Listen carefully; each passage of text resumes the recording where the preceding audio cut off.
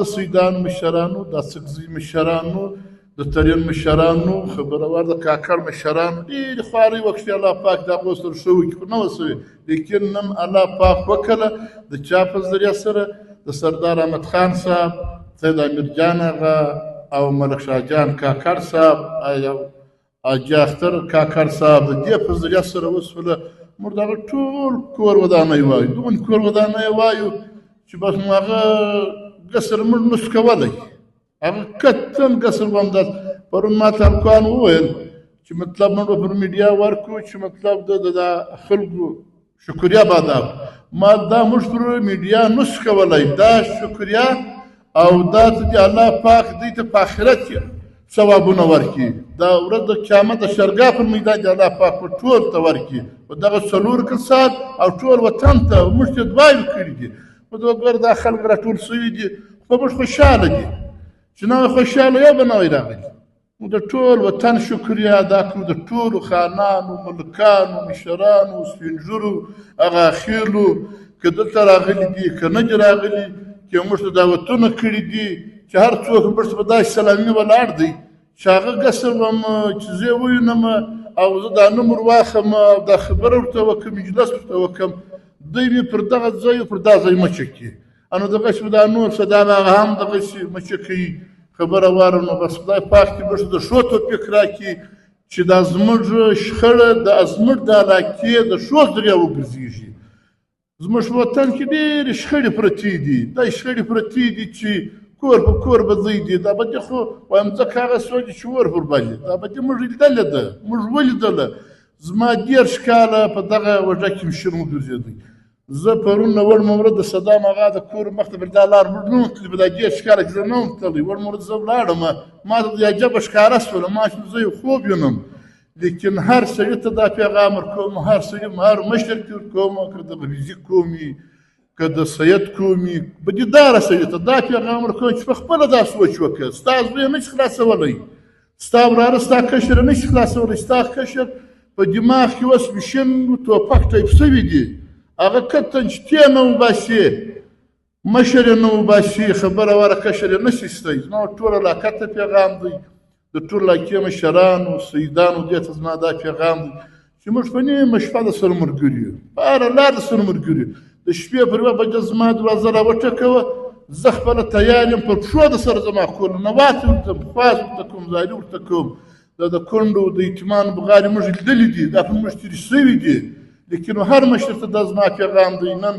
دغه مې زوی و دا مې زوی څه حال دی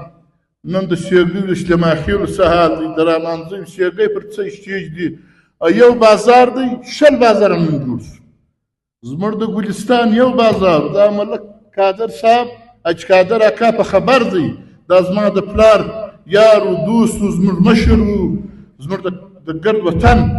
خو دا په خبر دی یو بازار نن دا 6 بازاره ولې جوړ شو دا خو د دې وجې جوړ شولو چې بدۍ شولې ملک باري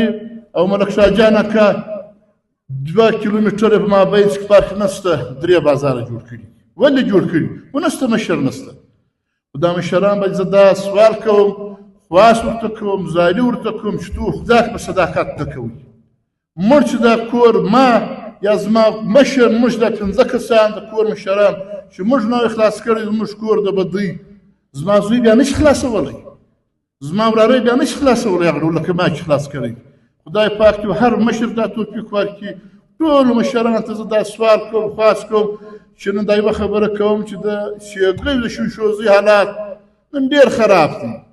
و مشران و هر مشر ته وایم و هر سیاسي لیډر ته وایم چې سبا د ووټ لپاره روان یې نن وراسته و هر هغه اخیر ته وایم چې نن سبا برته په اتاله روان یې په اتاله نو مه راځه بیا که دا سګزی مشران دې ورته وایم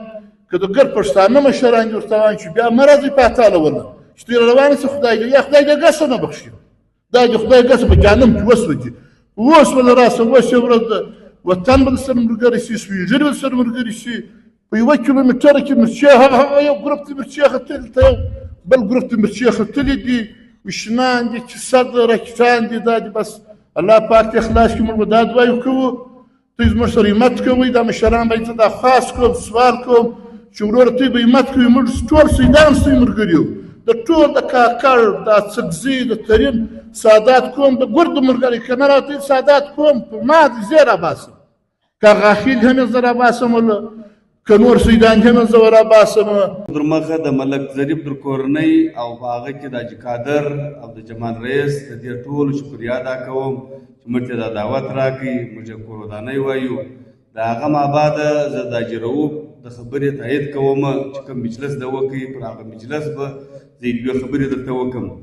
خاص لکه د ملک ظریف کور دا ټیم چې د سربراج قادر دی دا کور زموږ د حنیف آغا په کور پر یو راسته لاس د حنیف آغا کور دی پر چپه لاس د نصرو آغا کور دی چې کم زموږ دا بدې 50 کاله سوې ده دا خلکو زموږ په کور کې ډېر د مثبت کردار ادا کړی دی حتی د هغه وخت څخه تر ننه پورې نه دی د مفاد خبره کې کړې ده نه د شیطانت خبره کې کړې ده نه د شاغره د ګټه هغه خبره کې کړي خو در ننه پورې د دا کور د ډېر شکریه ادا کوم چې څونه زموږ سره تعاون شوی دی پر شو باندې شکریه زه په زار بار ادا کوم دا کور زموږ سره په حتی د رؤوف هغه په کور کې زموږ په کور کې در خپل وسو د مثبت کردار ډېر ادا کړی دی دویم چې زموږ په علاقه کې لکه رؤوف هغه وایي چې کم بدي کم ستړیا دي نو هر مسلمان و هر ورور ته دا خواست کوو چې د خدای دپاره ولاړ سي دا مجلس سره خلاص کړي نن سره خلاصېږي سار نو چې سره ویشتلي سر مړی